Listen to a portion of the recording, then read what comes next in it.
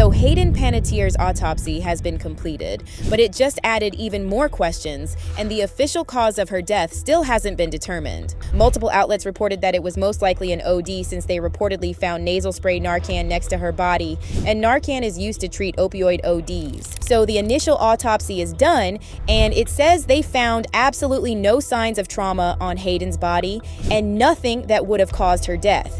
And the official cause of death is still not clear because they're waiting on toxicology and other tests, and that could take weeks or even months. But the circumstances just feel so weird. Hayden was found unresponsive at an apartment complex in South Carolina on August 16th. It was Sunday afternoon, and Hayden was hanging out with her on-again, off-again boyfriend Brian Hickerson and his brother. They were the ones who called 911. And you can hear in the dispatch audio that responders were talking about a possible OD and performing CPR.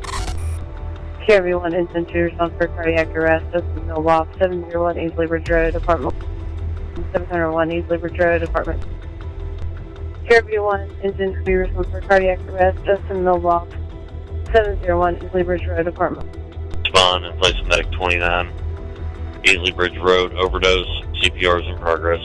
So now the DEA has joined the investigation, and that means they are looking very closely at the substances involved in the alleged OD. Now let's talk about these men who were with Hayden when she passed. Her ex, Brian Hickerson, had a long history of DV with Hayden. This goes back years, and he was arrested multiple times for putting his hands on her. Then in 2021, he ended up pleading no contest to 2 felony counts of injuring a spouse or girlfriend. He was sentenced to 45 days in jail, probation, and had to take DV classes. And what's interesting is that just 3 days before Hayden died, a judge denied Brian's request to have those felony charges reduced to misdemeanors and wiped from his record, which I imagine probably made him super angry. But it's not just the arrests. The details of what he allegedly did to Hayden are sick. According to court documents, after one arrest, Brian texted Hayden and threatened her, saying things like, "Time to go to war, I guess." He also wrote something about having stuff that is vaulted overseas with my people that would come out if he went to prison. So it sounds like he was trying to blackmail Hayden with some incriminating footage and trying to get her to drop the case. You even texted her something like, "It is very simple. You gotta make one phone call."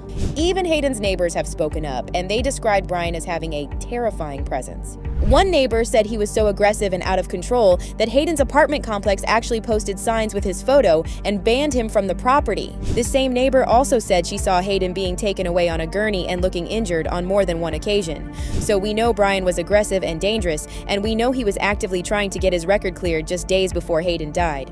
We also know he was blackmailing her with something, and he was also there with her at the time she died. I mean, there are so many red flags here, and I just can't believe this guy is out there walking free. But I want to talk about another theory that could explain why Hayden got involved with Brian in the first place. So just 3 months before she passed, Hayden did this interview with Jay Shetty and released her memoir, This Is Me, A Reckoning. And she told this horrifying story about when she was just 18, when an older female friend led her below deck on a yacht and physically put her in a bed next to a very famous British singer who was much older than her. Hayden said the man acted like it was just another ordinary day for him, like this kind of thing happened all the time. She was trapped out at sea with no way to escape or swim away, and she realized that no one on that boat was going to help her because this was clearly nothing new to them. She literally had to fight her way out and hide on the boat for the rest of the night. Here's Hayden talking about this incident. My perspective completely shifted, and I realized that I was in danger. But by the time I'd realized I was in danger, I was quite literally out to sea. That moment shook me and was shocking, and I had been having a great time. There was no hints of anything like that happening. I was led by somebody that I had grown to trust and see as a protector and somebody who had my back. And to be walked down the stairs and presented as though it was like a surprise. And it was this very small room, and she physically put me in the bed next to this undressed man who was very famous and had his hands like this was just, an average day for him. This is something that happens all the time. And I waited for her to leave, and that lion in me, that fire in me, that my hair stood on end, and I became ferocious. I was like, this is not happening. But I had nowhere to hide. And I bolted and I hid wherever I could think of to hide on a boat. There was no jumping off and swimming away, and there was nobody who was going to, I realized that there was nobody who was going to be empathetic to my situation, that this was nothing new to them. Now, Hayden never named the singer or the female friend, but people on social media are saying it could be James Blunt and Diana Jenkins. So in May 2009, Hayden was in France where she attended the AM Fayard Cinema Against AIDS after party, and she was seen on a yacht with James Blunt, Elton John, and Elton's husband, David Furnish. Now pay attention to how scared and distraught Hayden looks in this picture with Furnish, and he's all smiles. I also found this Radar Online article from May 2009 titled, Hayden's Star-Packed Hiatus Still Going Strong.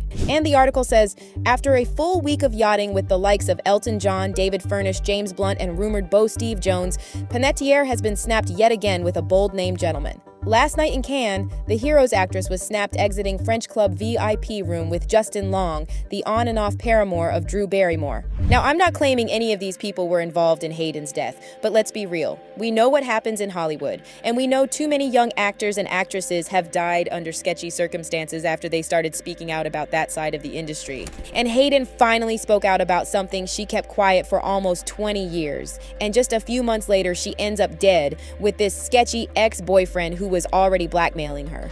It just feels like too much of a coincidence for me. Honestly, I'm starting to think this Brian Hickerson dude was one of those industry handlers. We've seen that before with other female celebs like Britney Spears, but let me know what you think. Do you believe this was an accident, or could it be somehow related to that yacht story and everything Hayden exposed in her book? Let me know in the comments, and I'll keep you updated as soon as we have something new.